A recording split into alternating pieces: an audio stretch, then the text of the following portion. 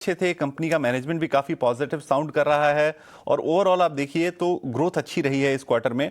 और आज ना मॉर्गन स्टैनली की एक रिपोर्ट आई थी, उसमें उन्होंने भली रेटिंग घटाई थी लेकिन टारगेट उन्होंने बढ़ा के 227 का किया है। तो जब हम मार्केट ओपनिंग के शो को कर रहे थे तो हमने तमाम एक्सपर्ट से पूछा भी और सबका नज़रिया पॉजिटिव ही था अशोक लेलैंड के ऊपर। ज़्यादातर लोगों ने इसको लेकर पॉजिटिव रुख जो है वो अपनाया, लेकिन मॉर्गन स्टैनली ने रेटिंग घटाई है, टारगेट बढ़ाया है, इक्वल वेट की रेटिंग अब उन्होंने कर दी है। प्रदीप जी से एक राय लेते हैं कि उनका अशोक लेलैंड के ऊपर क्या कहना है। प्रदीप जी, क्या राय आपकी बनती है? हमने मैनेजमेंट को सुना। जी विकास जी, देखिए मैनेजमेंट का कमेंट्री बहुत ही इंपॉर्टेंट हो जाता है। जैसे कि उन्होंने भी बोला कि इंडस्ट्री जो डिमांड है ना, ये बहुत मजबूत हो रहा है और कमिंग डेज में मुझे लगता है कि ये इंक्रीज होने वाला है। और डिस्क्लेमर देना चाहूंगा, पर्टिकुलर स्टॉक हमारे मॉडल पोर्टफोलियो में भी है और हमने 130 से इसका कवरेज स्टार्ट किया था। आज ऑलमोस्ट 210 के आसपास आ गया और लास्ट वीक मैंने ईटी नाउ स्वदेश में ही कॉल दिया था और उसमें पहला टारगेट भी आया है। सेकंड टारगेट मेरा 218 का है शॉर्ट टाइम के हिसाब से। मुझे लगता है कि अगर हम चार्ट में भी देखेंगे, जब 130 पे ब्रेकआउट आया था उसके बाद लगभग 60% से ज्यादा अभी स्टॉक चल चुका है।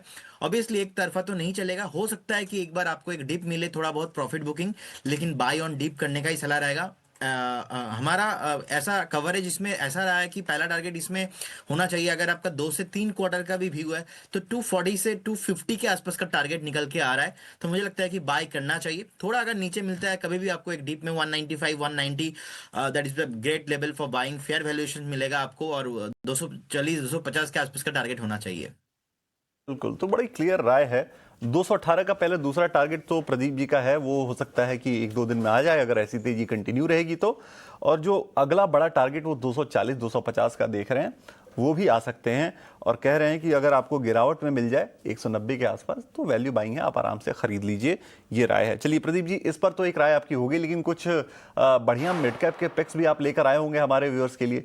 तो व्यूअर्स को इससे क्यों हम अलग रखें, बताया जाए पहले उनको।